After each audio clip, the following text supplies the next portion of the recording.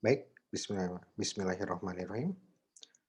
Assalamualaikum warahmatullahi wabarakatuh. Bertemu lagi dengan Pak Eci. Pada pertemuan kali ini kita akan bahas mengenai biaya kontrak ya teman-teman ya. Nah, jadi kalau pada pertemuan sebelumnya kita sudah bahas tentang modifikasi kontrak. Nah, kalau sekarang kita akan bahas tentang biaya kontrak ya. Nah, apalagi ini? Waduh, ya kita akan coba lihat ya.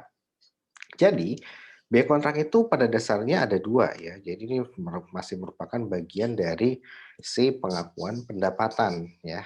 Pengakuan pendapatan di, chapter 18 KISO atau chapter 18-nya buku Pak Lutfi Mahrus ya.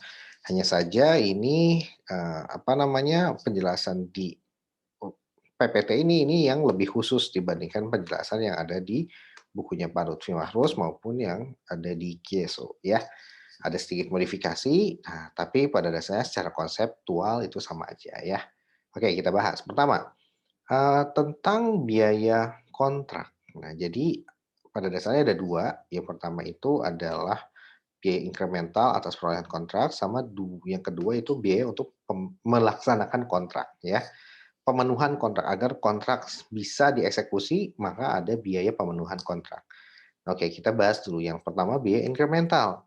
Nah, kalau biaya incremental ini sama seperti halnya konsep yang ada di manajemen keuangan. Nah, nanti kalian bisa lihat di video saya yang ada di channel ini ya tentang MenQ. Itu kita eh, bahas juga terkait incremental cash flow ya. Incremental cash flow. Nah, incremental cash flow maupun incremental cost pada dasarnya sama-sama incremental gitu ya. Nah, apa sih incremental? Incremental itu intinya adalah jadi ketika si kontrak itu kita eksekusi kita ada tender misalkan ya, tender untuk pembangunan gedung, gedung PKN ceritanya ya. Nah, ketika ada kontrak untuk pembangunan, tender untuk pembangunan gedung PKN yang 8 lantai itu loh, yang ada di, apa namanya, di belakang ya, tempat parkir belakang itu. Nah, itu tender dulu tuh, tender ya, dengan pelelangan umum ya. Nah, kemudian kita mau ikutan tuh tendernya PTA ya. Nah, biaya incremental itu kita akan menyiapkan dokumen tender ya, dokumen tender. Nah, dokumen, penawaran, DEPEN ya. Nah, setelah itu kita daftarlah ke Kementerian Keuangan ya, untuk mengikuti tender pengadaan jasa konstruksi untuk pembangunan gedung di PKN Stan. Nah, kemudian, ternyata kita kalah gitu ya, nggak masuk list, perusahaan yang lulus evaluasi teknis misalkan ya. Kita gugur lah intinya, kita udah masukin penawaran, kita udah keluar biaya untuk bikin dokumen penawaran, tapi kita malah gugur. Nah, biaya untuk menyusun dokumen penawaran, nah apakah ini incremental atau bukan? Gitu pertanyaannya ya. Nah, kita lihat ya, kita akan jawab, apakah pertanyaan utamanya biaya untuk menyusun dokumen penawaran, apakah itu merupakan biaya incremental atau bukan? Oke, nah sekarang kita ya bahas dulu teorinya ya. Yang dimaksud dengan biaya incremental adalah biaya yang terjadi untuk memperoleh kontrak dengan pelanggan ketika tender berhasil dimenangi. Nah, lah kita kalah gitu ya. Kita kalah tender. Ya, kemudian ketika kita kalah tender, artinya biaya cost yang expense yang dikeluarkan untuk, persiapan tender ini berarti bukan termasuk incremental cost. Kenapa? Wong kita kalah, bukan menang, gitu ya. Nah, kalau kita menang gimana? Kalau kita menang, apakah, ini termasuk incremental juga? Nah, seperti itu ya.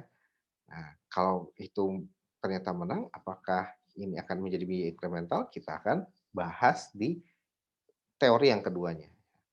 Biaya incremental selain dia itu per definisi adalah biaya yang terjadi untuk memperoleh kontrak dan pelanggan, yang kedua adalah tidak akan terjadi jika kontrak belum diperoleh.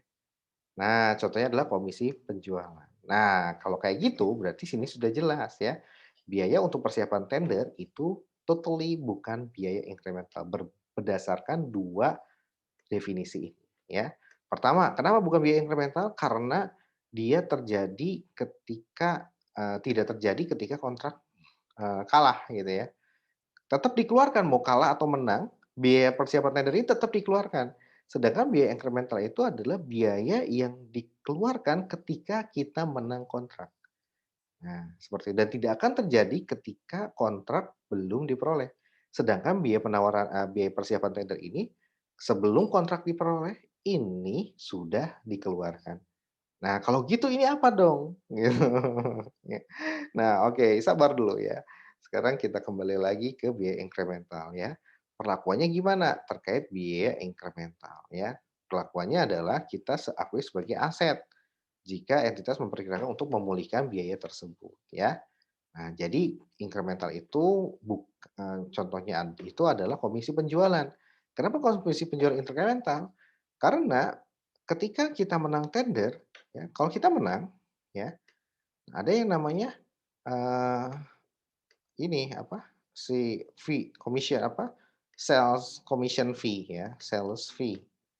Ya, ini khusus untuk si bagian administrasi ya, yang apa, yang sudah menyiapkan segala rupa untuk perusahaan, dokumen pengadaan dan sebagainya ya, yang, bekerja siang malam gitu, dalam mempersiapkan dokumen tender yang bagus ya, sehingga berhasil memenangi tender. Artinya apa?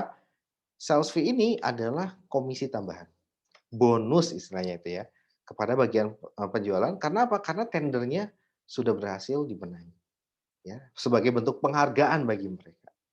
Nah, kayak gitu. Jadi jelas sekali perbedaannya antara sales fee dengan biaya persiapan, biaya penyusunan dokumen penawaran ya. Kalau sales fee itu berupa penghargaan ya, bonus terhadap si bagian penjualan.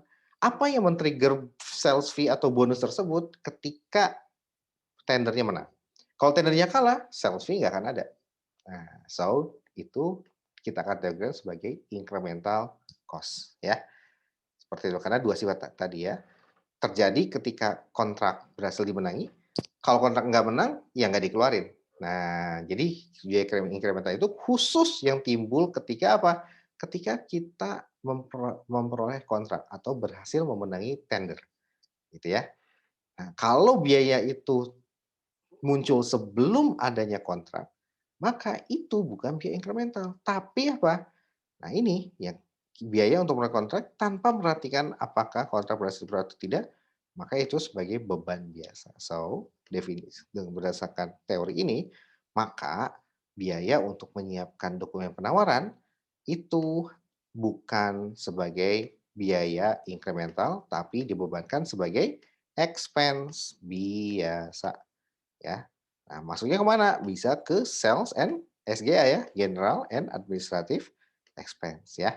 Seperti itu ya. Kecuali biaya tersebut secara eksplisit dapat dibebankan ke pelanggan tanpa memperhatikan apakah kontrak akan diperoleh. Nah, kalau seperti ini ya tentunya dia menjadi incremental ya, seperti itu ya. Nah, oke, nah sekarang kita kembali lagi ke biaya incremental. Contohnya seperti apa? Contohnya kan kita lihat di sini ya. Contohnya seperti ini. Jadi PT Inovatif, perusahaan jasa konsultan memenangkan tawaran kompetitif untuk menyediakan jasa konsultansi oke, kepada pelanggan baru ya. Biaya tersebut biaya berikut ini dikeluarkan oleh entitas untuk mendapatkan kontrak ya. Jadi ada fee hukum eksternal untuk due diligence ya, kemudian biaya perjalanan untuk menyerahkan proposal, komisi kepada pegawai setelah memenangi tender, total biaya yang timbul adalah sekian. Nah, kita analisis satu persatu ya. Pertama, fee untuk due diligence. Nah, apakah dia incremental incremental atau bukan? Nah, itu pertanyaan utamanya ya. Ingat, incremental itu ketika 2 ya. Ketika tender menang, maka, biaya itu dikeluarkan. Ketika, dia sebelum adanya tender, maka biaya itu tidak dikeluarkan, ya, seperti itu. Itu ukurannya, ada 2. Yang pertama tadi ya, yaitu biaya itu dikeluarkan khusus untuk memenangi kontrak setelah menang tender. Yang kedua, kalau tender nggak menang, maka nggak dikeluarkan. Nah, sekarang kita analisis, ya. Fee hukum, ketika dia tendernya menang, gitu ya, maka tetap ada fee hukum atau tidak? Ya. Ya, ketika tendernya menang, ini ada, ya. Ketika tendernya kalah, ini juga ada, gitu ya. Karena untuk due diligence ya, seperti itu. Nah, berarti ini bukan incremental cost, ini kita X, gitu ya. Oke, nah kemudian yang kedua, biaya perjalanan untuk menyerahkan proposal. Nah, artinya apa? Ini kalau tender menang, kita keluar biaya nggak? Apa namanya, kalau tender menang, maka biaya ini bisa dipulihkan atau tidak, gitu ya. Nah, itu pertanyaannya, ya, seperti itu. Nah, yang pertama berarti, mmm, belum tentu juga bisa, gitu. Kemudian dari analisis yang kedua ya, apakah ketika tendernya kalah, si perjalanan ini tetap kita bayar atau tidak, gitu ya. Jawabannya adalah tetap kita bayar, ya.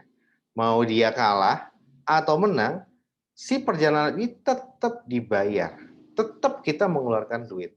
Oleh karenanya ini bukan incremental cost, ya. Oke, nah karena yang sebelumnya ini ya, jadi biaya yang terjadi untuk memperoleh kontrak dan pelanggan, muncul ketika tender berhasil dimenangi. Kalau kita, tendernya kalah gitu ya, maka nggak keluar biaya tersebut, gitu ya. Jadi hanya ketika tendernya menang, gitu ya. Oke, nah sekarang kalau tendernya kalah, ya nggak keluar. Nah, tadi udah jelas ya, kalau fee hukum mau tender kalah atau menang, tetap keluar. Perjalanan dinas juga untuk nyerahin proposal mau tendernya menang atau kalah, tetap dia keluar biaya perjalanan ya, seperti itu. Nah, kalau komisi penjualan ketika tender kalah, ini nggak ada, tapi ketika tender menang, maka kita berikan bonus kepada si pegawai di bagian penjualan. Nah, berupa komisi ya, dan ini nanti diniatkan akan terpulihkan ya, setelah memenangi tender, artinya dia akan mendapatkan kontrak, misalnya kontraknya adalah 1 miliar gitu ya. Maka nanti dari pembayaran 1 miliar tersebut, dia akan, memulihkan komisi kepada pegawai penjualan tersebut, ya, seperti itu. Jadi, si biaya ini akan terpulihkan dengan adanya, revenue dari kontrak sebesar 1 miliar ya, seperti itu. Memang diniatkan oleh perusahaan untuk itu, ya. Sehingga apa? Sehingga ini kita kategorikan sebagai incremental cost, oke? Nah, seperti itu ya. Jadi, kesimpulannya adalah entitas mengakui aset sebesar 20.000 karena incremental cost maka diakui sebagai aset, ya. Nah, kemudian karena entitas berharap untuk memulihkan biaya tersebut melalui fee masa depan untuk jasa konsultasi, ya. Jadi, seperti tadi ya, ketika kontraknya adalah 1 M, maka dia akan mendapatkan revenue sebesar 1 M. Nah, 1 M tersebut digunakan sebagiannya untuk memulihkan biaya berupa komisi kepada pegawai penjualan. Ya, seperti itu.